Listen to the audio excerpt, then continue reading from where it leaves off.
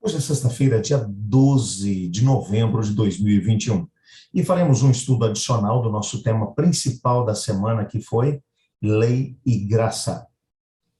Há um texto que vai aparecer aqui como base do nosso estudo de hoje, que é da Review and Herald, do dia 18 de novembro de 1890. Um texto que foi escrito por Ellen White, que diz assim: o inimigo de Cristo, que se rebelou contra a lei de Deus no céu, tem como um general habilidoso e treinado, trabalhado com todas as suas forças, trazendo um artifício após outro, cheio de engano para anular a lei de Deus, o único verdadeiro detector de pecado, o padrão da justiça.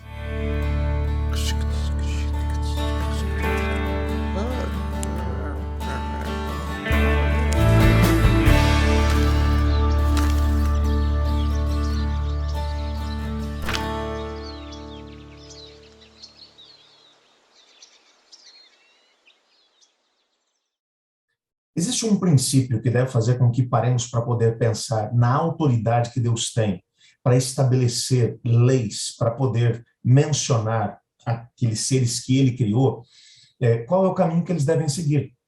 E eu achei muito, mas muito lindo o texto que o autor da lição desse trimestre trouxe aqui no nosso guia de estudo. Se me permite, eu gostaria de compartilhar o texto com vocês. Me permita ler. 2 trilhões de galáxias brilham no cosmos. 100 bilhões de estrelas compõem cada galáxia. 2 trilhões de galáxias, com 100 bilhões de estrelas cada uma, chegam a 200 sextilhões de estrelas. É muita estrela. Um princípio da existência diz que quem concebe e cria algo deve ser maior e transcender ao que concebeu e criou. Picasso, por exemplo, é maior e transcende uma obra de arte que ele mesmo fez.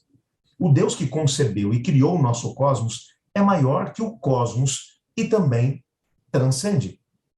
Considerando que Deus é o criador de todas as estrelas e de tudo mais, que ato impressionante ele fez?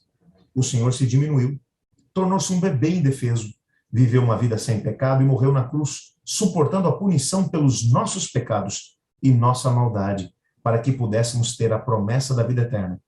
Diante de nós temos essa verdade. A graça nos foi dada por Jesus Cristo na cruz. E o que Deus nos pede? De tudo o que se ouviu, a conclusão é essa: tema a Deus e guarde seus mandamentos, porque isso é o dever de cada pessoa. Eclesiastes 12, verso 13. Eu achei fantástica essa reflexão que o autor da lição fez, no sentido de que todo criador, todo indivíduo que cria alguma coisa, e ele usou aqui o exemplo de Pablo Picasso, que é conhecido por obras tremendas, obras realmente muito, muito, muito, muito belas, grandiosas, que até hoje, mesmo depois de muito tempo depois da morte do seu criador, continua ainda fazendo com que a humanidade pare para poder se deliciar diante de tamanha genialidade na criação. Mas é claro que ninguém imagina que as suas criações são maiores do que o seu criador. Da mesma forma, quando você vê aqui alguns números que o autor vai mencionar, só algo em torno de 200 sextilhões de estrelas, que a gente sabe que existe, aquilo que a gente consegue visualizar através do telescópio daqui do nosso sistema solar.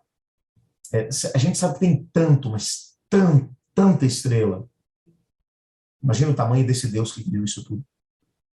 Que através do seu poder, da sua força, deu start e fez com que toda essa energia que provém dele mesmo pudesse fazer com que mundos, galáxias, constelações, estrelas de todas as grandezas pudessem surgir dentro do nosso universo.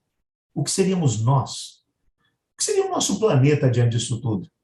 Menos do que um grão de areia. E o que seríamos nós dentro desse planeta? Bom, seríamos menos do que, sei lá, um átomo, menos do que isso. Quando você olha para isso tudo e ainda assim pensa que Deus deixou absolutamente tudo para poder vir até aqui esse mundo, para resolver o problema do pecado, para derramar a sua graça sobre nós. Você entende que esse amor de Deus é algo realmente inimaginável. É algo mais ou maior do que nós somos capazes de poder imaginar. mas o primeiro texto que nós lemos menciona que o inimigo de Cristo se rebelou contra a lei de Deus no céu e tem usado todo tipo de artifício para poder tentar diminuir o valor da lei, fazendo com que as pessoas acabem por desdenhar dela. Assim como desdenhar da graça que Deus nos oferece através de Cristo Jesus seria algo impensável, desdenhar da sua lei também deveria ser alguma coisa impensável.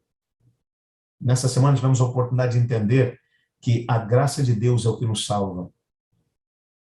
No Antigo Testamento foi assim, no Novo Testamento foi assim, hoje é assim e continuará sendo assim até o retorno de Cristo Jesus.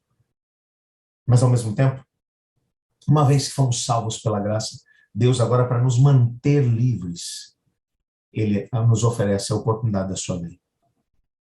Eu queria agradecer a Deus por essa grandiosidade da sua graça e, ao mesmo tempo, a generosidade que Ele demonstrou, nos dando a sua lei. Vamos pedir a Ele para que nos ajude a viver à altura desses dois grandes dons que Ele nos ofereceu. Obrigado, Senhor, por tua graça maravilhosa. E obrigado também por tua lei. Ajuda-nos a permitirmos que ambas, agindo de forma completamente diferente uma da outra, consigam ascendência sobre a nossa vida, pois é em nome de Jesus que oramos. Amém. Eu estudo a lição, e você?